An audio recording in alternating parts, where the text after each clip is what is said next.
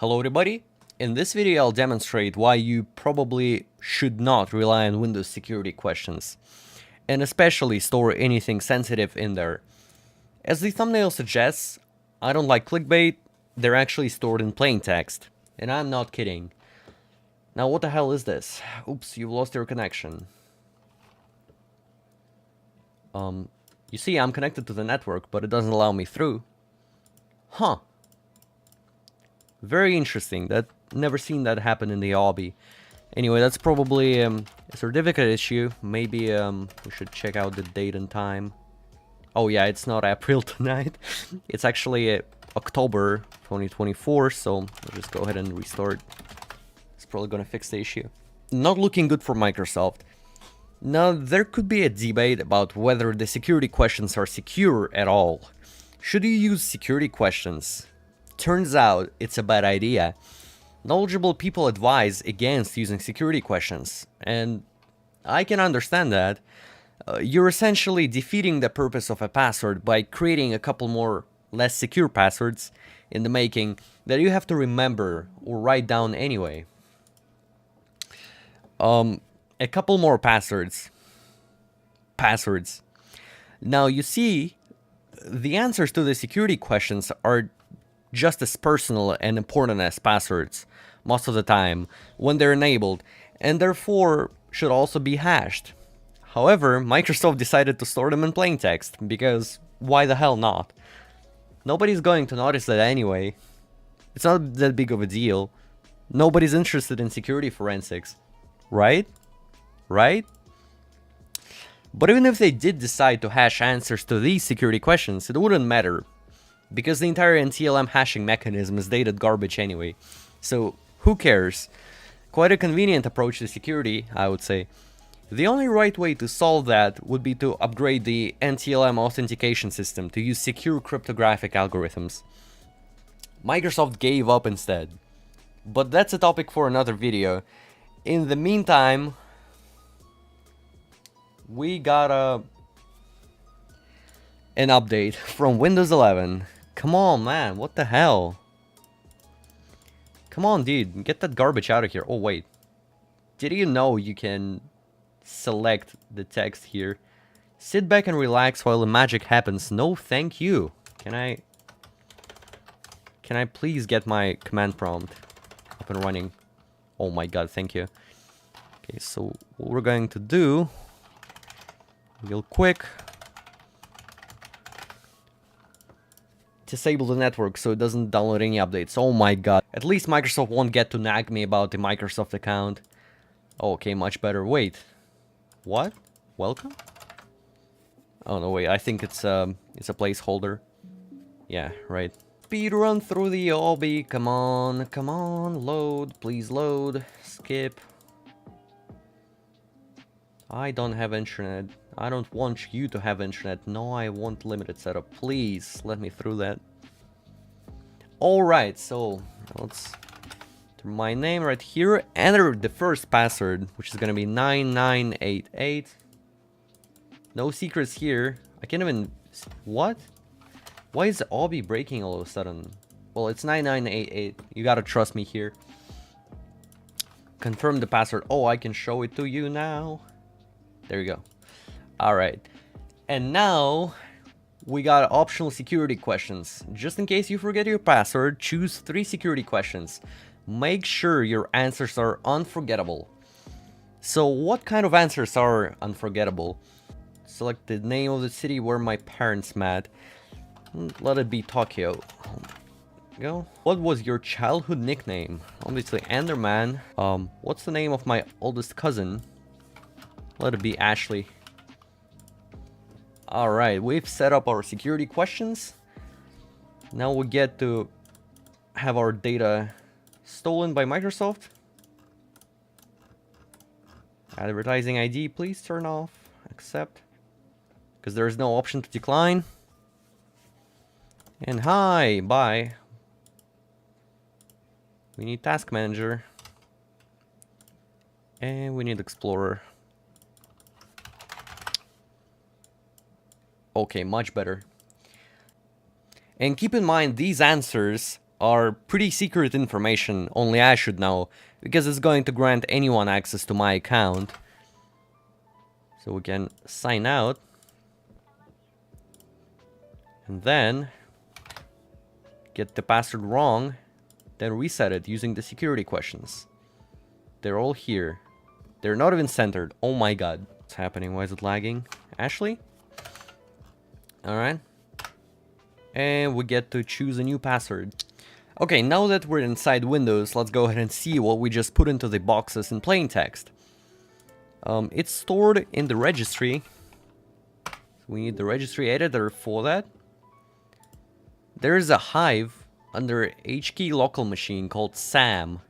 SAM stands for Security Account Manager. And we can't really access that.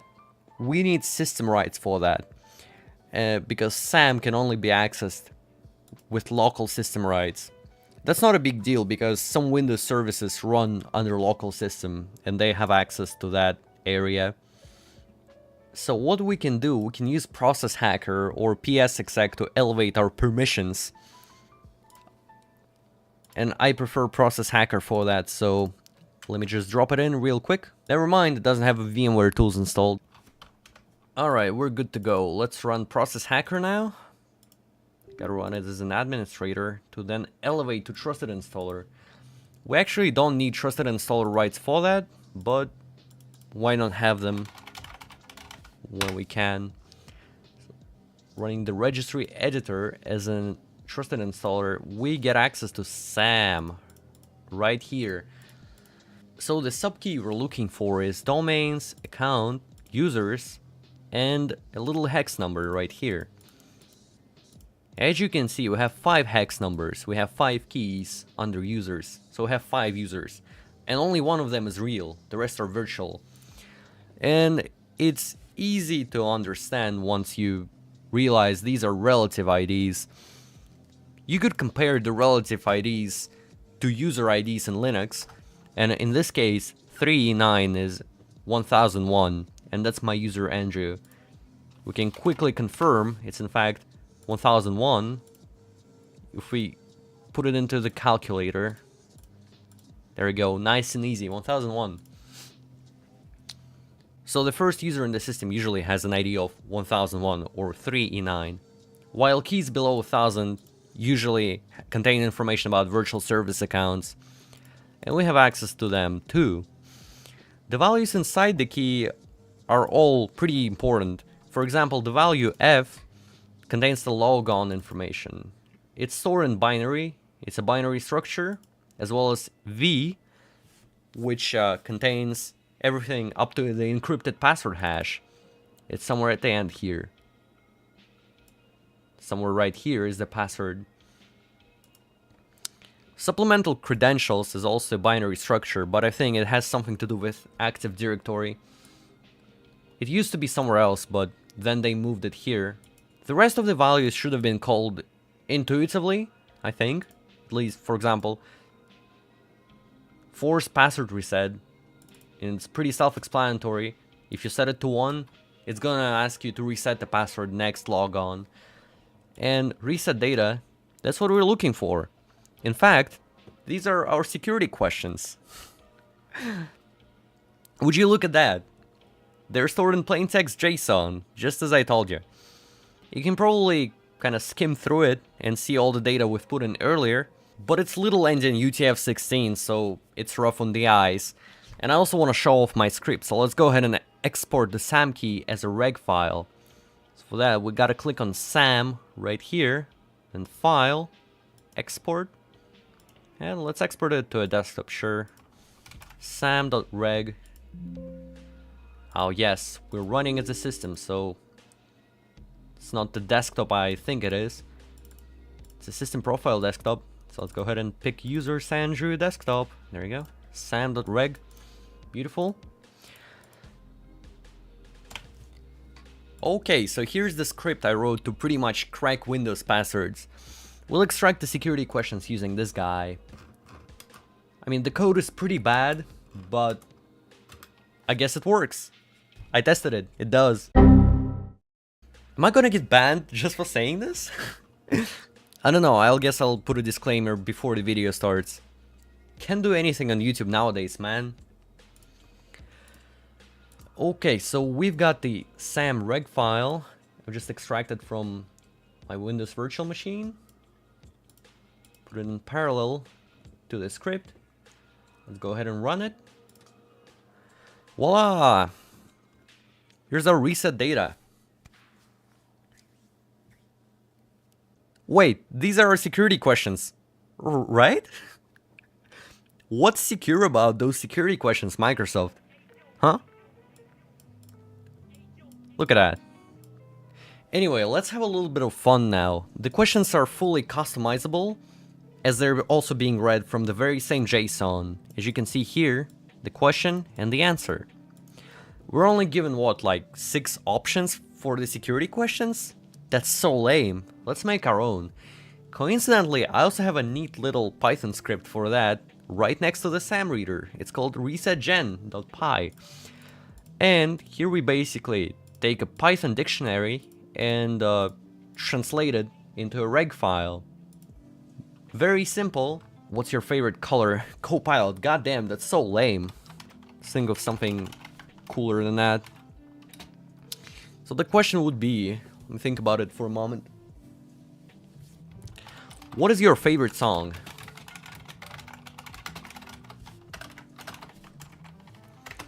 And my answer to that would be... Oh my god, dude. You can't make this up, man. I just got rickrolled by Copilot. My answer to that would be Fixer by Metallica. My man, the riffs are heavenly on this song. What is my favorite video?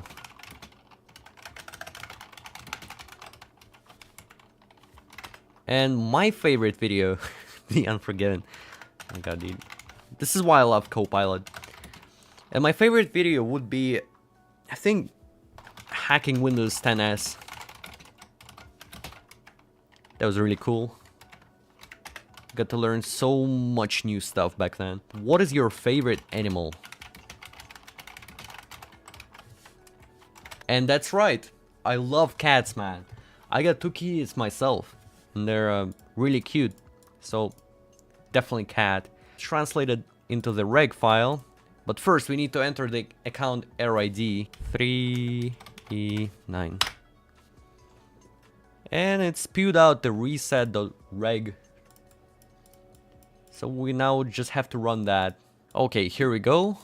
We won't have enough rights, even if we run it as an administrator. So let's import it using the registry ran as trusted installer.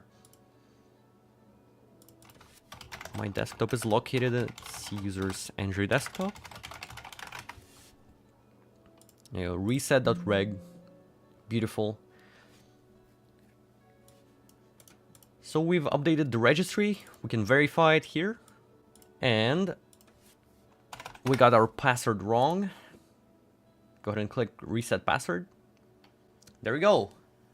Here are our custom questions for Windows Logon UI. So, my favorite song is Fixer, my favorite video is hacking Windows 10s, and my favorite animal is a cat. Beautiful. We now get to reset our password. I'm gonna set the same password, 9988, and get into the system. The natural question now is, how far can we take it? What happens if we add more than 3 questions, let's say? So let's go ahead and test that real quick. I like Pit, so why not? Okay, beautiful. So we have 7 questions here. Generate it again. 3E9. We have a new reset.reg and import the file.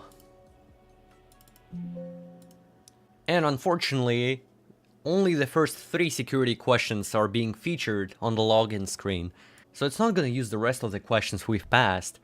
And only the first 3 remain. And I don't actually remember the answers to them. How long can a security question be? And to find out, we're gonna generate some funny text using Zalgo. So here's the Zalgo text generator.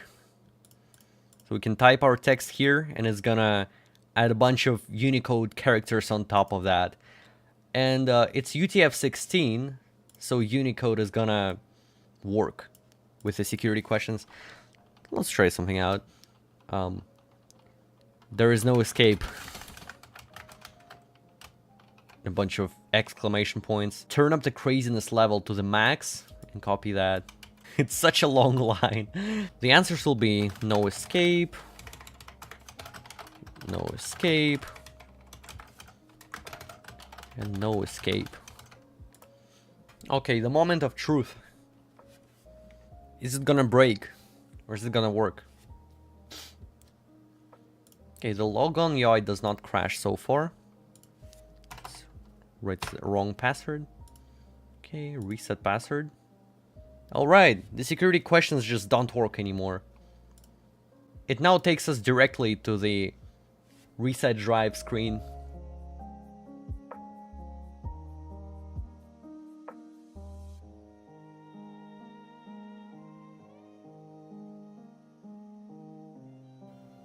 Okay, let's see now. Oh, beautiful.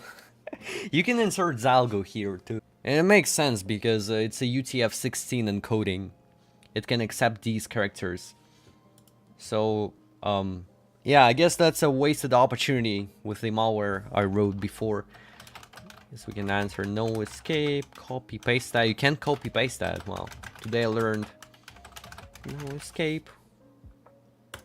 So, today's lesson, don't ever use Windows security questions, because they can be easily compromised by any service on your system that has local system rights. Not very cool for Microsoft. You should hash the security questions just as you hash the passwords. So here's the reset data, here's our stuff. And yeah, thank you for watching, take care.